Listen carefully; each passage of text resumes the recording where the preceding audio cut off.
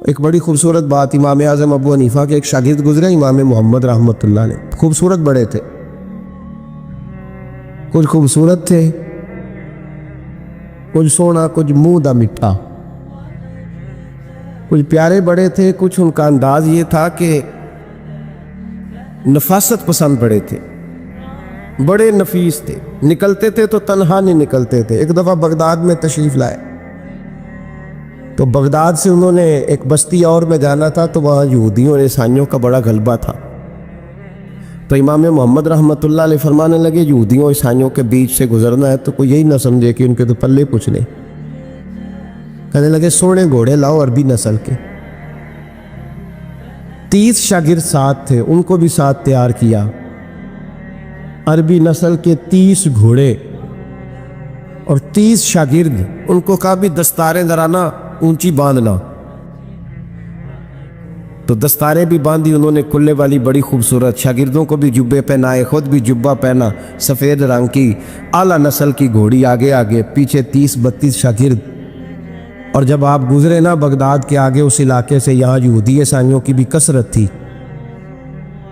عورتوں کی عادت ہوتی تھی پرانے زمانے میں مہمان دیکھنے کے لیے چھتوں پہ چڑھ جاتی، کچھ اپنے دروازے پہ کھڑی ہو جاتی، کچھ دیکھتی کھڑکیوں میں سے کہ گزر رہا ہے کوئی مہمان، تو یہودیوں کی عیسائیوں کی بہت ساری عورتیں چھتوں پہ چڑھ گئیں،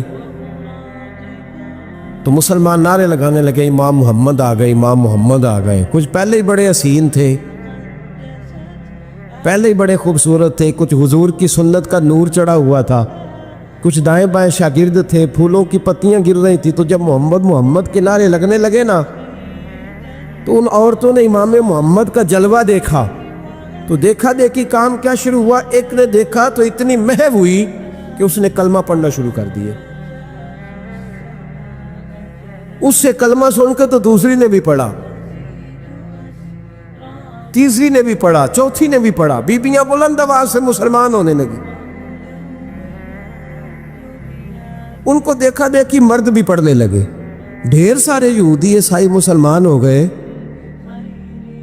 ایک مسلمان ان سے کہنے لگا تمہیں غلطی لگ گئی ہے، یہ ہمارے نبی محمد نہیں۔ تو میاں صاحب کا نام محمد تھا نا، تو کشمیر کے لوگ کہنے لگے شاید وہاں کے ہندو سکھ وہاں کے جو تھے کشمیر کے، وہ کہنے لگے شاید وہی محمد ہے، تو فرمانے لگے میں تے بندہ ٹھگ جے لوکو، میں تے بندہ چور، جس دا خلقت کلمہ پڑھ دی او محمد بور، میں تے بندہ ٹھگ جے لوکو، میں تے بندہ چور، جس دا خلقت کلمہ پڑھ دی او محمد ہور۔ تو امام محمد رحمۃ اللہ علیہ کو نعرہ لگ رہا تھا، تو ایک بندہ کہنے لگا یہ وہ والے محمد نہیں، یہ ہمارے نبی پاک صلی اللہ علیہ وسلم محمد صلی اللہ علیہ وسلم نہیں، یہ وہ نہیں، یہ تو ہمارے ایک امام ہے امام محمد، وہ والے نہیں۔ اب وہ کچھ لوگ چپ تھے، کچھ سوچ رہے تھے، کچھ بات کر رہے تھے، تو ایک بوڑھی اماں اپنے انداز میں بیچ میں سے بولی، کہنے لگی چل بیٹا چھوڑ، ہمیں پڑھنے دے کلمہ، اگر مسلمانوں کے چھوٹے سے محمد کا یہ حال ہے تو بڑے محمد کا کیا حال، پڑھنے دے ہمیں کلمہ، یہ حال ہے ان کے غلاموں کا تو سرکار کا عالم کیا ہو۔ تو امام محمد کی چال نکلی، بتانا یہ چاہ رہا تھا کہ امام محمد رحمۃ اللہ علیہ سے ایک بندے نے ایک دفعہ مسئلہ پوچھا، اس نے کہا حضرت صاحب میں گیا تھا منڈی، وہاں سے لایا ہوں ایک ٹوکری آم کی اور ایک ٹوکری سیب کی، ہمارے یہاں کا کریٹ کہتے ہیں اس کو، تو میں وہ لے کے آیا ہوں۔ اب میں نے جب گھر لا کے اس کو کھولا ہے نا تو آدھے صحیح نکلے ہیں، ہوتا ہے نا جی اللہ خیر کرے، جو دیانت دار تاجر ہے اللہ آج کل مہربانی فرمائے، وہ ہمارا ریڑھی والا بھی بڑا ایماندار ہے، ہم کیا کریں صدر کی بات، وہ بھی سامنے جو تگڑے ہوتے ہیں اس نے آگے لگائے ہوتے ہیں، اور جو تھوڑے سے کمے ہوتے ہیں وہ اندر والی سائیڈ پہ دیوار کے اندر رکھے ہوتے ہیں۔ کیا کیا جائے، ہم کیا سیاستدانوں کی کرپشن کی بات کریں گے، یہاں تو معاملہ بڑا گڑبڑ ہے نیچے سے لے کر۔ تو کہا حضور میں نے وہ جو کھولی ہے نا پیٹی، وہ ٹوکری جب میں نے کھولی ہے تو اوپر تو آم اور سیب ٹھیک تھے، تو اندر گلے سڑے ہیں، تو اب میرے لیے حکم کیا ہے؟ تو آپ فرمانے لگے بھی مسئلہ شرعی ہے کہ رکھنے ہیں تو سارے رکھ، واپس کرنے ہیں تو سارے کر، یہ نہیں ہو سکتا کہ تو صحیح صحیح رکھ لے اور گلے سڑے۔ تو یہ مسئلہ امام محمد بتا کے تو رونے لگ گئے۔ تو بندہ کہنے لگا حضور مسئلہ بتایا ہے آپ نے، تو فقہ کا ایک مسئلہ ہے سادہ سا کہ حضرت اب کیا کرنا ہے، تو رونے والی کون سی بات ہے؟ تو فرمانے لگے یہ تجھے مسئلہ بتا کے نا مجھے کچھ اور یاد آ گیا۔ آپ کو کیا یاد آیا ہے؟ فرمانے لگے میں بھی عرض کروں گا، مولا امام اعظم کے پاس بیٹھا ہوں، معروف کرخی، سری سکتی، جنید بغدادی، ان سارے درویشوں کے پاس رہا ہوں، میں بھی بیٹھا ہوتا تھا اس محفل میں جس میں یہ ہوتے تھے، اگر جنت میں بھیجنے ہیں تو سارے بھیج، یہ نہیں ہو سکتا کہ گلے سڑے ادھر پھینک دے اور اچھے اچھے اٹھا کے لے جائے۔ ہم سارے مصطفیٰ کا کلمہ پڑھنے والے، سب کو کہا یا ایھا الذین آمنوا، ہم سب کا اکٹھا نام۔ ان لوگوں کی جو محبت ہے نا وہ فائدہ دے گی۔ خواجہ فرید الدین مسعود گنج شکر رحمۃ اللہ تعالیٰ علیہ کہنے لگے نظام تجھے آئے ہوئے بڑے دن ہو گئے، جا یار چکر لگایا، چکر لگایا۔ فرماتے میں پیدل گیا تو مجھے جانے میں کئی مہینے کئی ہفتے لگے۔ میں دلی پہنچا اور اپنے گھر کا نا ایک چکر لگایا، اوپر سے چکر لگا کے تو پھر پاک پتن کے رستے میں چل پڑا۔ کہتے ہیں واپس پہنچا تو حضرت بابا فرید صاحب رحمۃ اللہ علیہ نے دن گنے ہوئے تھے، کہنے لگے یار اتنے ٹائم میں تو واپس آیا ہے نا، اتنا ٹائم تو آنے جانے پہ لگتا ہے، کہ غریب نواز محسوس نہ فرمائیے گا، آپ نے کہا تھا چکر لگایا، تو حضور میں ایک چکر ہی لگایا ہے، پھر میں واپس آ گیا ہوں، بات ہی چکر کی ہوئی تھی۔ خود دیکھیں نا نبی پاک صلی اللہ علیہ وسلم نے فرمایا ابو ہریرہ کوئی کام بھی کیا کر یار، یہیں بیٹھا رہتا، عرض کی حضور صحیح ہے۔ اٹھے، سامنے ایک ستون تھا، اس کے پیچھے سے ہو کے نا واپس آ گئے، تو حضور نے فرمایا گئے نہیں، کہ حضور نے آپ نے فرمایا تھا جایا آیا کر، گیا ہوں پر میرا دل ہی نہیں لگا۔ بھئی تو یہاں سے ہو کے واپس آ گیا، کہیں جانا تو تھا نا، یہیں سے ہو کے۔ تو ان لوگوں کے صالحین کی محبت کے راستے میں کوئی چیز رکاوٹ نہیں بنی۔ ہمارے ہاں چیزیں رکاوٹ بنتی ہیں، اپنے اولیاء اللہ سے، صوفیاء سے، بزرگان دین سے، رب کریم کے بندوں سے، داتا علی اجمیری سے، خواجہ اجمیری سے، ان لوگوں سے پیار کریں، صالحین کی محبت دلوں میں پیدا کریں، صحابہ کا پیار دلوں میں پیدا کریں، اہل بیت نبوت کا پیار دلوں میں پیدا کریں۔ یار یہ حدیث جو ہے نا، یہ امید کی کرن ہے، یہ روشنی کا مینار ہے کہ میرے نبی پاک نے فرمایا جو جس سے پیار کرے گا قیامت میں اسی کے ساتھ رکھا جائے گا۔ یہ صحیح بخاری کی حدیث ہے، المرء مع من احبہ، اور یہ جو مع ہے نا اس کا معنی ہے ساتھ رہنا، ہاں، مع اللہ، مع یعنی بما، یعنی اس کے ساتھ، المرء مع من احبہ، جو جس سے محبت کرے گا قیامت میں اسی کے اس کی معیت میں رکھا جائے گا۔ لیکن ہمارے یہاں نا کرامتیں، میرے جیسا شخص جب بھی کرامت سناتا ہے کہتا ہے میرے حضرت صاحب کا مجھ سے بڑا پیار۔ بھائی وہ تو پیار کریں گے ہی، وہ تو برکھا ہے، وہ تو رحمت کا سایہ ہے، وہ تو سائبان ہے، تو بازو کھلے ہوئے۔ تو بتا تیرے اپنے دل کا حال کیا ہے؟ حضرت حرم بن حیان رحمۃ اللہ تعالیٰ علیہ فرماتے ہیں میں حضرت اویس کرنی کو ڈھونڈنے چل پڑا، ڈھونڈنے بھی اسے نکلا جسے کسی نے نہیں ڈھونڈا اور جو کبھی کسی کو نہیں ملے، حضرت اویس کرنی۔ یہ فکرہ کسی درویش نے نا حضرت اویس کرنی کے لیے کہا، یہ فکرہ پورا فٹ انہیں پہ آتا ہے، اسی کسے دے کچھ نہیں جلگتے، تے نہ کوئی ساڈا دردی، کوئی جرانہ نہیں، کوئی دوستانہ نہیں۔ حضرت اویس کرنی کا مزار بھی کنفرم نہیں کہ کدھر ہے، بس اسی کسے دے کچھ نہیں لگتے، کیا ضرورت ہے، بس ٹھیک ہے، اپنا جو ہے انداز سارے زمانے سے علیحدہ کر کے رکھا انہوں نے، علیحدہ، الگ تھلگ۔ تو حضرت خواجہ اویس کرنی کو ڈھونڈتے ڈھونڈتے کہتے ہیں میں گیا، کرن گیا، دھرم بھی نہیں، یہ داتا صاحب نے اس کو لکھا ہے، فرماتے ہیں میں گیا تو مجھے لوگوں نے کہا وہ تو حج کرنے چلے گئے۔ کہتے جب میں مکے گیا تو میں نے لوگوں سے پوچھا اویس کرنی آئے تھے؟ کہنے لگے ہم تو نہیں جانتے۔ یہ تو میرے جیسے لوگ ہوتے ہیں نا جن کی تصویریں زیادہ نکلتی ہیں تو جن کی ویڈیو زیادہ ہوتی ہے تو لوگ زیادہ جاننے لگتے ہیں، ورنہ رب کریم کے بندے تو چھپے ہوئے۔ चक्कर में पड़े ही नहीं। कौन अवैस करनी? तो उन्होंने कहा कि हज़रत अवैस करनी, चेहरे पर बरस के दाग हैं, कमज़ोर सा वजूद है, दाढ़ी ज़्यादा घनी नहीं। जब हालात बताए तो कहने लगे इस तरह का एक शख्स आया था, उसने तवाफ़ किया था, पहले भी दुनिया करती है पर जब उसने किया है ना तो उसके तवाफ़ ने वो खुद भी रोया है और भी बड़े रोए हैं। वो जब हजर अस्वद पे आया है तो रंग बदलता देखा है। कहा वो किधर गए? कहने लगे पूरा नहीं पता, इतना ज़रूर खबर है कि उनके अंदाज़ बताते थे कि अब मदीने जाएंगे। जनाब हरम बिन हयान कहते हैं फिर मैं मदीने गया, मैंने ख्वाजा अवैस को ढूंढा। मैंने कहा यार मैंने हज़रत ख्वाजा अवैस करनी को मिलना है, किसी ने बताया है कि वो मदीना शरीफ आए। तो लोग कहने लगे हम नहीं जानते वो कौन है, क्योंकि ना दुनिया जान गई, दुनिया में बड़ा कुछ हो गया, बाई नेम लोग जानने लगे, होटलों पे पहचानने लगे, सड़कों पे पहचानने लगे। लेकिन बात तो ये है कि जिनको पहचानना चाहिए अगर वो पहचान लें फिर तो बड़ी बात है, फिर तो बड़ी बात है।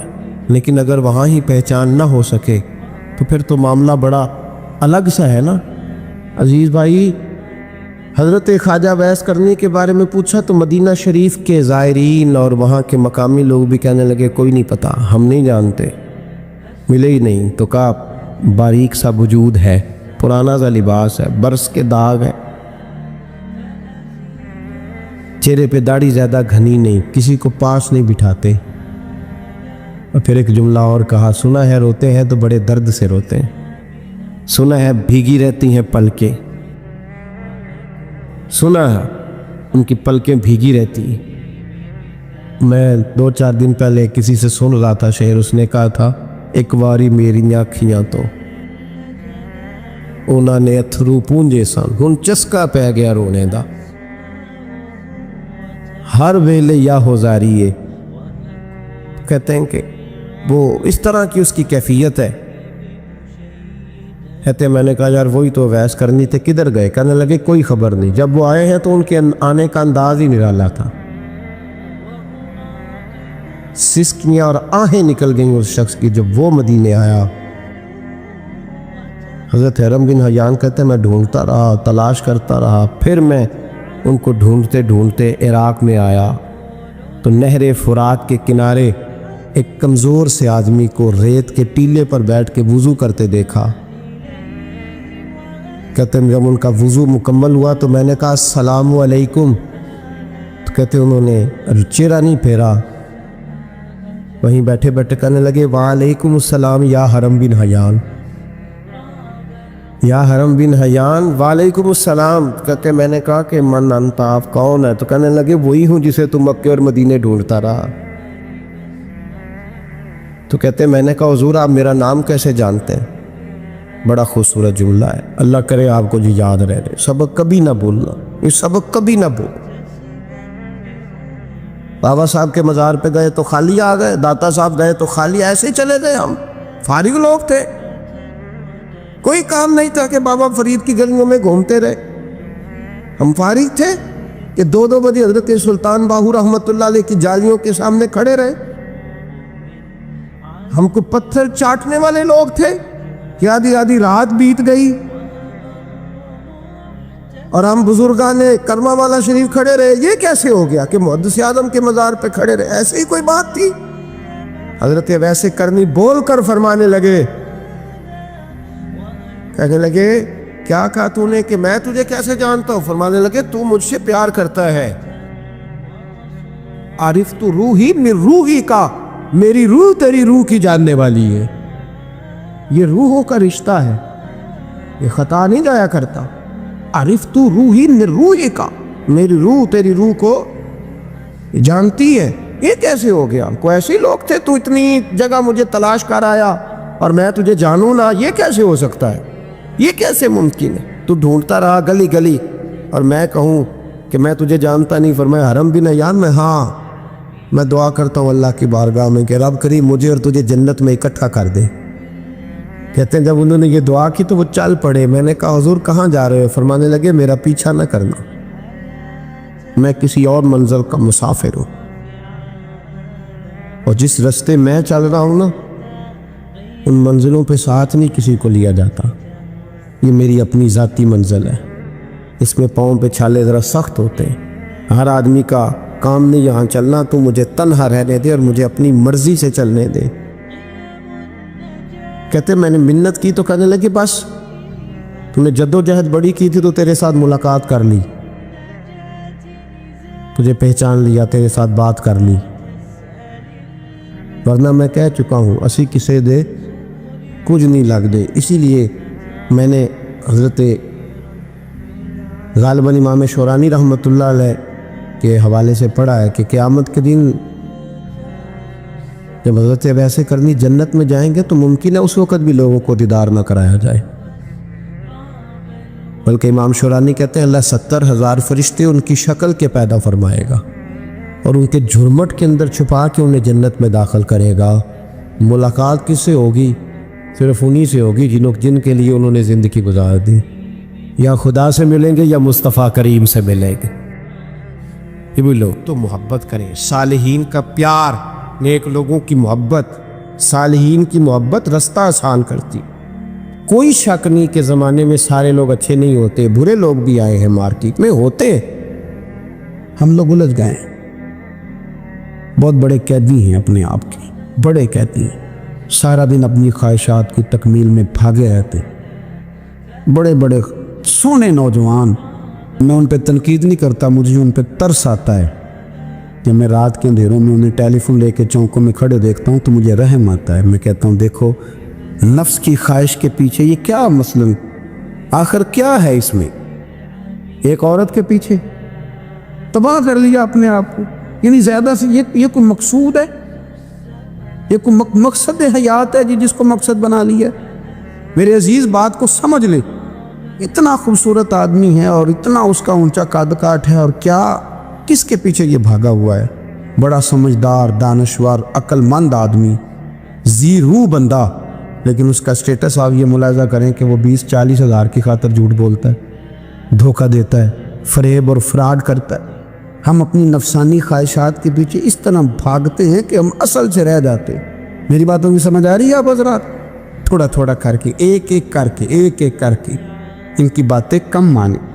ضروری تو نہیں نا کہ سویرے ناشتہ بازار سے اپنی مرضی کا تگڑا کیا، بازار سے لاٹ پوڑیاں چنے بہترین کھائے، اور پوڑیاں چنے ابھی کھائے نہیں، شاپر میں ڈالے ہوئے ہیں، اور وہ لے کے ابھی آ رہا ہے تو ساتھ ہی رستے سے گوشت بھی چھوٹا اچھا لگا تو 2 کلو وہ بھی لے آئے کہ پوڑیاں چنے کھاؤں گا اور دوپہر کے لیے گوشت پکاؤں گا. وہ پہلے یہ تو کھا لے صاحب، اس سے تو نجات پا لے. یہ پتہ نہیں ہضم ہوتا ہے کہ کچھ اور کرتا ہے تیرے ساتھ، لیکن وہ گوشت بھی ساتھ لے آیا. یعنی ٹیبل پہ، ناشتے کے ٹیبل پر بیٹھ کے فیصلہ ہو رہا ہوتا ہے کہ ہم نے کیا کھانا ہے، ہم نے کدھر جانا ہے. سنگیو یاد رکھو، باتوں کو سمجھو اور غور کرو. یہ تھوڑا تھوڑا کر کے جب ہم چھٹکارا حاصل کرنے کی کوشش کریں گے نا، چھٹکارا حاصل کرنے کی کہیں جگہ سے، کس جگہ سے اگر آپ کو تنبیہ ہوتی ہے نا، تنبیہ، اس میں بھی بڑا مزہ آتا ہے. اس میں بڑا، ہمارے ایک بزرگ تھے تو ایک دن نا میں گیا تو کہنے لگے الحمدللہ آج میں بڑے سکون میں ہوں. میں نے کہا جی وہ کیا ہوا؟ کہنے لگے میں اپنے آپ کو بڑا پیر صاحب سمجھنے لگ گیا تھا. تو ایک بابڈا کے کسی آدمی سے کام تھا تو میرے ایک دوست نے مجھے کہا کہ پیر صاحب اس کو ٹیلی فون کر دے، سنا ہے آپ کا عقیدت مند ہے. میں نے اس بندے کو ٹیلی فون کیا تو کہتا پیر صاحب میں عزت آپ کی بڑی کرتا ہوں پر یہ کام نہیں ہو سکتا. کہتے ہیں جب اس نے مجھے کہا نا تو کچھ بھی نہیں، تو مجھے بڑا مزہ آیا، ورنہ میرا تو نفس پھول گیا تھا. میں تو سمجھتا تھا کہ جو میں کہتا ہوں ویسے ہی ہو جاتا ہے. کہتے اس نے تھوڑا سا نا مجھے لیول میں کیا ہے، مجھے مزہ آیا. یہ لوگ نا اپنے اوپر بوجھ ڈالتے تھے، یہ تھوڑا تھوڑا پیچھے ہٹتے تھے، یہ سمجھتے تھے کہ اس طرح تو ہماری تکمیل رہ جائے گی. صبح سے شام تک اگر اسی نفس کی باتیں مانتے جائیں گے تو خرابی کرے گا. دولت کا نشہ ہے بھائی، دولت کٹھی کرنے والا کسی جگہ سیر نہیں ہوتا. حسن کا نشہ ہے، حسن کا نشہ ہے. حضرت ابو بکر شبلی رحمۃ اللہ علیہ فرمایا کرتے تھے جو تیری بیٹی کو خوبصورت سمجھ کے اس کے ساتھ نکاح کرنے تھے اسے بیٹی نہ دینا. حضرت جی کیوں؟ فرمایا حسن تو تھوڑے دن کے بعد ختم ہو جائے گا، پھر وہ اس کی قدر نہیں کرے گا، وہ تو کہیں اور منہ مارتا پھرے گا. حضرت ابو بکر شبلی رحمۃ اللہ تعالیٰ علیہ کی بیٹی خوبصورت تھی. ایک نوجوان کہنے لگا میرا نکاح کر دیں. آپ فرمانے لگے پتر تو 1 مہینے کے بعد آنا کر دوں گا، بڑی موٹی تازی خوبصورت صاحبزادی۔ تو حضرت نے اسے دوائی کھلائی، اسے پخانے لگ گئے، جو پخانہ کرتی ایک مٹکے میں سنبھال دیتے۔ تھوڑا وقت گزرا تو وہ ہڈیوں کا پنجر بن گئی، مہینے بھر میں دست اتنے آئے کہ کمزور ہو گئی۔ تو ابو بکر شبلی 1 مہینے کے بعد نوجوان کو بلایا، فرمایا ادھر آ تیرا نکاح کروں۔ بچے دکھائی تو وہ کمزور بستر پہ پڑی، فرمایا شادی کہنے لگا اسے نہیں میں نے کرنی۔ فرمایا یہ وہی ہے؟ کہنے لگا جی نہیں۔ فرمایا تو کہتا تھا مجھے عشق ہے، کدھر گیا تیرا عشق؟ کہنے لگا حضرت صاحب آپ کیسی بات کر رہے ہیں؟ فرمایا ادھر آ۔ پھر وہ مٹکا جس میں گند رکھا تھا وہاں لے گئے، فرمانے لگے تیرا اس کے ساتھ عشق تھا، یہ ہے تیرا عشق۔ فرمایا اسے تو میں 4 دن روٹی کھلاؤں گا پھر تندرست ہو جائے گی، لیکن میں دیکھنا چاہتا تھا کہ تو میری بیٹی سے پیار کرتا ہے یا اس کے چہرے پہ آنے والی کچھ وقت کے لیے سرخی سے پیار کرتا ہے، اس لالی سے پیار کرتا ہے جو جوانی کے وقت بچوں اور بچیوں پہ آتی ہے۔ کس چیز کے دل دادا؟ یعنی کیا مطلب؟ نفس کی غلامی، سراسر غلامی، اور پلٹ پلٹ کے خواہ بڑے بڑے سیانے بندے چھوٹی سی خواہش کے لیے، بڑا سمجھدار آدمی، بڑا سیانہ بندہ۔ میں ایک بڑے بزرگ عالم تھے، میں ایک دفعہ ملنے گا تو پائے پکا رہے تھے، خود پائے پکا رہے تھے، تو وہ بڑے پیار کی بات ہوتی ہے نا جی، تو تامت باندھی ہوئی اور بڑی جناب خستہ حالی، اور وہ پائے پکا رہے ہیں۔ تو میں نے ان سے کہا، میں نے کہا حضرت جی پائے تو کسی اور نے بھی پکا لینے تھے، آپ بخاری لے کے بیٹھتے، چلو میری طرح کا کوئی بندہ آپ سے استفادہ بھی کر لیتا۔ اب پائے آپ لائیں گے، پھر پکائیں گے، پھر آپ کھائیں گے، تو یہ تو 24 گھنٹے آپ کسی کام میں گزر جائیں گے۔ تو یہ ایک چھوٹی سی خواہش کے لیے، میں کسی چیز کو حرام نہیں کہہ رہا، قرآن پاک کی جو آیت پڑھی ہے صرف اس کی تفسیر آپ کے سامنے عرض کر رہا ہوں۔ ہماری خواہشات ماں پالتی ہے، آپ کو نہیں پتہ کتنے دکھ سہتی ہے۔ میں ان ماؤں کو جانتا ہوں جو بیٹے کے حصوں کی مار بھی اس کے ابے سے کھاتی ہیں، مار کھاتی ہے وہ۔ ایک خاتون ایک کان سے سنتا نہیں، میرے پاس ایک دفعہ آئی، کہنے لگی 60 لگ گئی سی، کوئی دعا کر دے، کیا کوئی وظیفہ پر ڈاکٹر کہتے ہیں ٹھیک نہیں ہو سکتے۔ میں نے کہا باجی صحیح بتاؤ مسئلہ کیا ہے؟ کہنے نہیں کچھ بھی نہیں، مسئلہ کیا ہونا ہے، پتر غلط نکل آیا ہے، اس کا باپ روز مارتا ہے، آج میں آ بھی گئی ہوں تو اس نے ایک تھپڑ میرے کان پہ مار دیے، پردہ پھٹ گیا۔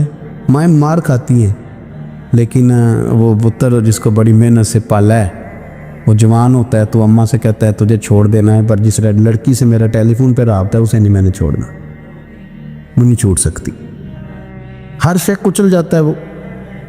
اماں کبھی لیٹ کے رات کو سوچتی ہے کہ یہ تو میری کل کمائی تھی، میں تو آج اس کے حصے کے تھپڑ اپنی گالوں پہ برداشت کر رہی ہوں، تو یہ کدھر گیا؟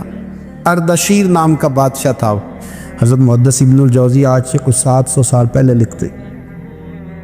اردشیر بادشاہ بڑا خوبصورت تھا، جوان تھا، بڑا عقل مند تھا، اس نے اس طرح کے قریب قریب کی ساری ریاستوں پہ قبضہ کر لیا، بڑا عقل مند زیرک تھا، قبضہ ہو گیا۔ ایک بادشاہ بڑا سخت تھا، اس کے ساتھ جب پنجہ آزمائی ہوئی تو اردشیر کہتا ہے اس پہ میرا قبضہ نہیں ہو رہا تھا، اور جب ہم نے ساری ریاستوں نے مل کے اس پر حملہ کیا تو ایک قلعے کے اندر قلعہ بند ہو گیا۔ اردشیر بڑا خوبصورت آدمی تھا، بڑا سمجھدار تھا، تو وہ بادشاہ قلعہ بند ہو گیا، اس نے کہا نکلنا ہی نہیں،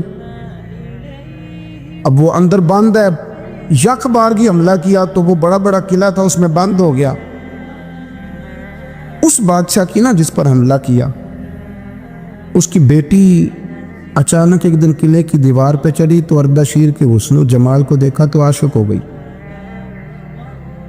اور اپنے ہی باپ کے خلاف اسے کہنے لگی کہ اگر تو میرے ساتھ شادی کا وعدہ کرے نا تو میں تجھے رستہ بتاتی ہوں حملہ کرنے کا۔ اس نے کہا میرا وعدہ رہا، تو رستہ بتا۔ اس نے رستہ بتایا اس لڑکی نے، اور بادشاہ نے حملہ کیا تو اس کا باپ قتل کیا، اس علاقے پہ قبضہ کیا شادی کے وعدے پر۔ ہاں ہاں، نفسانی خواہش بندے کو اندھا کر دیتی، نہیں سمجھ آتی اس کو میں کدھر جانا، اندھا کر دیتی۔ حملہ کیا، اور جب اس لڑکی کو لے کے آیا نا اپنے محل میں، تو پہلے دن شادی کی پہلی رات تھی، تو بستر بچھایا کنیز نے، تو وہ کبھی کروٹ ادھر بدلتی کبھی ادھر بدلتی، تو بادشاہ کہنے لگا کیا ہے؟ کہنے لگی بستر میں کچھ ہے، مجھے تکلیف دے رہی۔ اس نے چراغ جلائے اور جب بستر اٹھایا تو ایک اتنا سا دھاگا نکلا، دھاگے سے عموماً تکلیف نہیں ہوتی، تو اس نے کہا تو اتنی نرم و نازک ہے کہ دھاگا کہنے لگی میرا باپ نا میرے ساتھ اتنا پیار کرتا تھا کہ روز میرا بستر بھی خود بچھاتا تھا، اور اس نے آلہ رکھا ہوا تھا، وہ ناپتا تھا کہ کوئی پایا اونچا نیچا تو نہیں، میری بیٹی کا بیلنس سوتے وقت خراب نہ ہو جائے، اور میرے لیے گوشت اور کپڑے بھی خود پسند کر کے لاتا تھا، کھانے پینے کا خود خیال کرتا تھا۔ اردشیر کہنے لگا اچھا وہ اتنا پیار کرتا تھا، اور پھر تو نے اس کے ساتھ کیا کیا؟ کہنے لگا بلاؤ کنیزوں کو بلایا، فرمایا اس کو اٹھاؤ اور جلاد کے پاس لے جاؤ، اسے کہو کہ اس کے بال ایک گھوڑے کے ساتھ باندھے، پیر دوسرے گھوڑے کے ساتھ باندھے، اور ایک گھوڑا ادھر بھگا دے، کدھر بھگا دے۔ یہ جس کے باپ نے اتنا پیار کیا، یہ نفس کی اتنی غلام ہے کہ اس کی وفادار نہیں رہی تو میری وفادار کیسے بنے گی؟ اس نے اتنے نازوں سے پالا کہ دھاگا اسے برداشت نہیں۔ او یارو یاد رکھو، اگر نفس کی غلامی کرو اور بڑے بڑے وفاداروں کو چھوڑ کے غلامی کرو تو پھر کہو وفادار مل جائیں، کوئی بول لڑا نہ بول بیٹھی۔ ہوں دے خصم ناراض بڑبولیاں دے، کہاں سر کھائے تے بلبل ٹھنڈ پائے، بڑے فرق نہیں سجنا بولیاں دے، جڑیاں خصماں دی وچ رضا وسن، پاگ جاگ جاندے انہاں گولیاں دے، آپ ادلیاں نو سردار پین تکے تے شرما والیاں نو چوٹے ڈولیاں دے۔ اپنے نفس کے پیچھے چلو گے تو یہ تباہی ہے۔ جب ہم نے کسی سے وفا نہیں کی تو یہ کیا امید ہوئی کہ دنیا ہم سے وفا کرے گی؟ اللہ رسول کی مرضی کے مطابق اصول پسند زندگی بنائیں، ایک ایک کر کے اپنی خواہشات سے پیچھے ہٹیں، تھوڑے پہ گزارا کرنا سیکھیں، اپنے نفس کو سمجھائیں۔ ضروری نہیں کہ روٹی ہر وقت مزے کے لیے کھائی جائے، کبھی کمر سیدھی کرنے کے لیے خشک روٹی بھی کھا کے دیکھو، کبھی سادہ کھانا اس پہ بھی اکتفا کرو، کبھی تھوڑا کھر کے اچھے طریقے سے سادے کمرے میں بھی اللہ کو یاد کر کے دیکھو۔ نفس کے پیچھے نہ بھاگیے گا، تباہی کرے گا۔ فرمایا خواہشوں کے پیچھے نہ چلنا، تمہیں اللہ کے راستے سے بہکا دیں گی، اور فرمایا بے شک ان کے لیے سخت عذاب ہے جو اللہ کے راستے سے بہک گئے۔ اور کیوں سخت عذاب ہے؟ اس لیے کہ انہوں نے آخرت کے دن کو بھلا دیا، تو آخرت کا دن بھلا دیا، پیچھے کا خواہشوں کے پیچھے نہ چلنا، تمہیں اللہ کا راستہ بھلا دیں گی۔ مفہوم آیت یہ ہوا، قرآن نے ہمیں ارشاد یہ فرمایا کہ خواہشات نفس کے پیچھے چلو گے آخرت کو بھول جاؤ، تمہارے ذہن میں یہ بات نہیں رہے گی کہ میں نے مرنا بھی ہے۔ پھر لوگ معاذ اللہ ثم معاذ اللہ یہ کہیں گے کہ بھائی یہاں جینے دو نا، پھر آگے جائیں گے تو دیکھی جائے گی۔ لوگ بھول گئے مرنے کو۔ ہماری ساری جدوجہد زندہ رہنے کے لیے ہے، ساری 60-70 سال کے لیے سارا کچھ ہے۔ آپ دیکھ لیں، ٹٹول لیں کسی بندے کو، صرف جتنی محنت کر رہا ہے وہ جینے کے لیے کر رہا ہے۔ رب قریب کے بندے جتنی محنت کرتے تھے مرنے کے لیے کرتے تھے، مرنے کے لیے کوشش کرتے تھے کہ مر جانا ہے، اس کے لیے جدوجہد۔ ہم جتنی جدوجہد کر رہے ہیں ساری جینے کے لیے۔ میرے رسول کریم صلی اللہ تعالیٰ علیہ وسلم پہ ایک فرمان ہے مسند امام احمد بن حنبل میں، اور بڑا نرالا، بڑا انوکھا اور بڑا معنی خیز ہے۔ حضور سید عالم صلی اللہ تعالیٰ علیہ وسلم نے فرمایا بڑا بیوقوف ہے وہ شخص، ذرا ترتیب دیکھیے، حضور کی زبان سے نکلے ہوئے حکمت کے موتی، مسند امام احمد بن حنبل۔ فرمایا وہ بڑا بیوقوف بندہ ہے جو چلتا اپنی خواہشات نفس کے پیچھے ہے اور امید یہ رکھتا ہے کہ رب مجھے آخرت میں انعام عطا کرے گا۔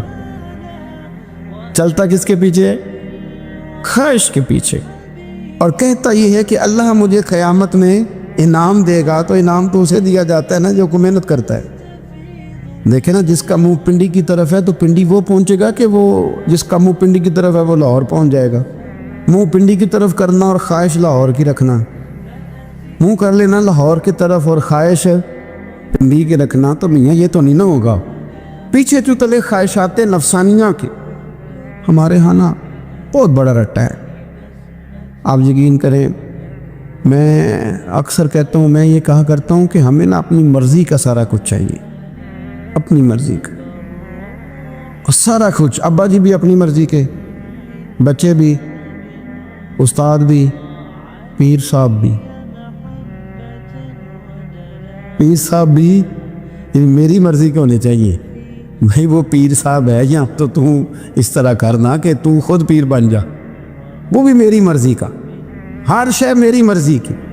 بلکہ قرآن مجید کے 13ویں پارے میں تو رب فرماتا ہے لوگوں نے نفس کی خواہش کو خدا بنا لیا ہے۔